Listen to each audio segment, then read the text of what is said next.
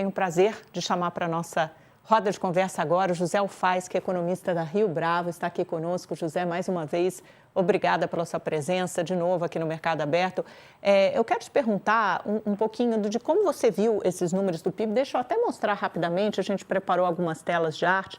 Ontem saiu o número do terceiro trimestre, uma leve alta de 0,1%, levemente abaixo da expectativa do mercado, que era de 0,2%, mas teve a revisão do primeiro semestre também, que cresceu mais do que esperado. Pode botar a tela aqui, gente.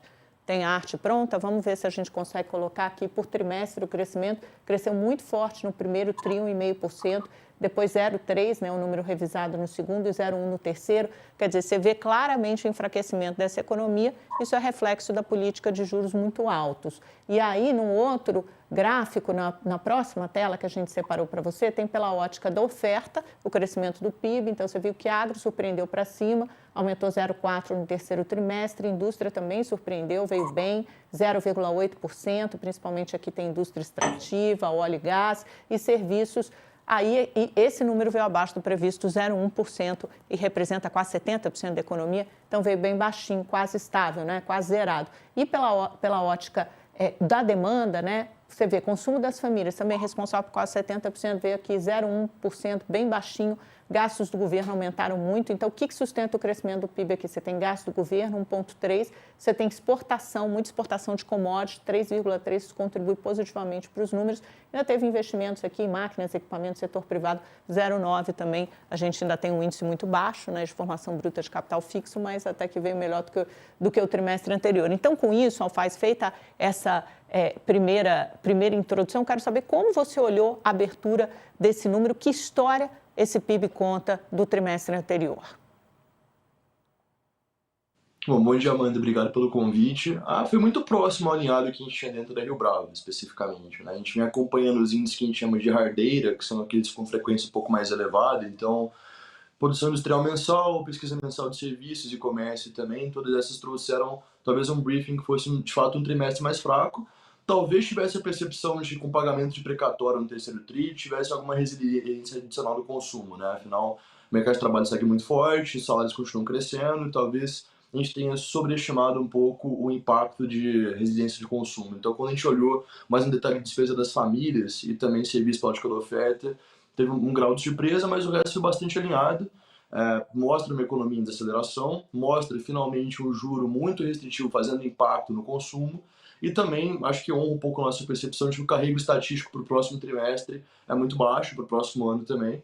A gente deve ter um trimestre muito parecido em dezembro, fim de dezembro agora, algo muito próximo a 0,1 também. Encerrando o ano com o segundo tri marginalmente estável, o segundo semestre marginalmente estável.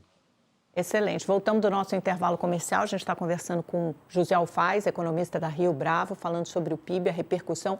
Deixa eu continuar nessa toada, José. Então, você já deu a deixa para falar o que esperar para o último trimestre do ano, né? E aí eu quero também ter a sua perspectiva do ano fechado da economia, qual a sua percepção de crescimento, deve se manter aí em 2%, um pouco acima de 2%, como prevê a Fazenda, entre 2,2% e 2,3%.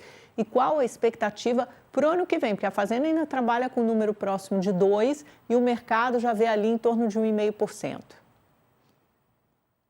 Assim, vamos lá, uma conta meio que nas costas de uma carta, assim, uma conta bem simples. Se a gente fosse tentar honrar as contas da Fazenda para fechar o ano que vem em 2%, deveria ser uma premissa muito otimista para o ano que vem.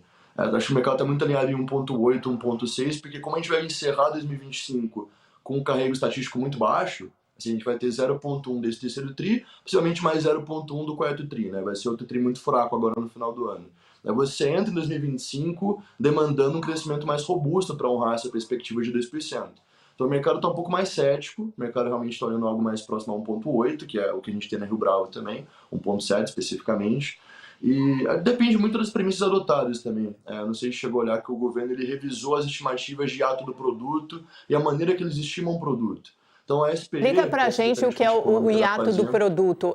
José, deixa eu só te interromper, porque para a nossa audiência mais abrangente, você está usando alguns termos, né, que são mais jargões do mercado, o economês, para a gente traduzir esse economês. Então, hiato do produto e carrego estatístico, vai explicando o que significa, por favor. Tá. Mas aí continua, segue teu raciocínio. Tranquilo.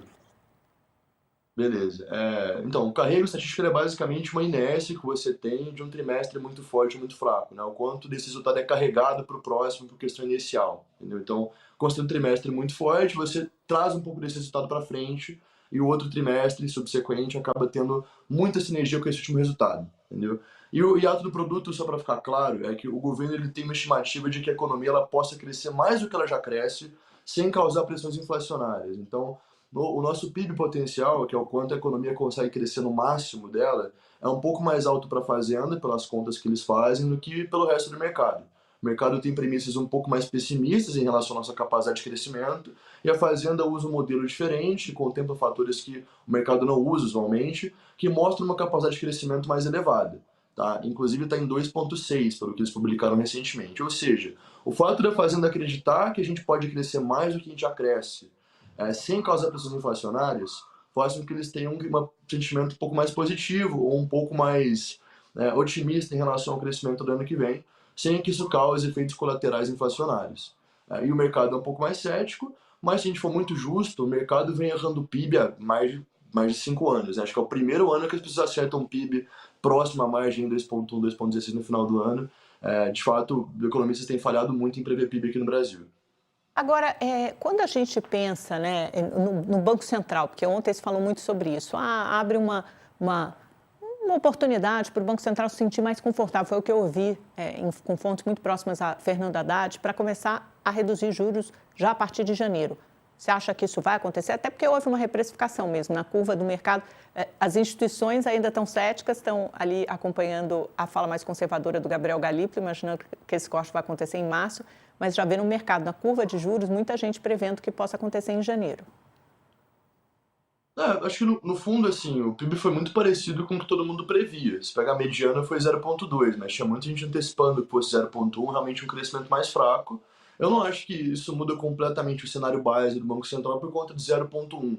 É uma diferença marginal, assim. Acho que, como você pontuou, o Galípolo tem feito falas muito conservadoras e muito fiéis à ata, assim.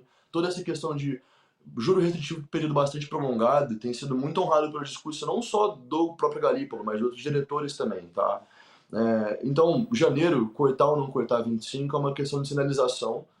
Não conversa muito com o discurso que ele tem adotado, mas é uma questão relativamente marginal, tá? Começar o ciclo começo do ano ou em março, no final do primeiro tri, não faz tanta diferença, até porque o primeiro corte deve ser mais de sinalização, estamos começando, do que de fato algo mais substancial. Assim, a gente espera que os cortes mais fortes comecem no começo do segundo tri, estendam até o terceiro tri, porque é justamente o período que a gente vai ter a inflação convergindo para a meta, o juro ainda muito elevado e o crescimento da economia mais fraco. Então, os argumentos para que você corte mais forte no meio do ano que vem são muito baixos.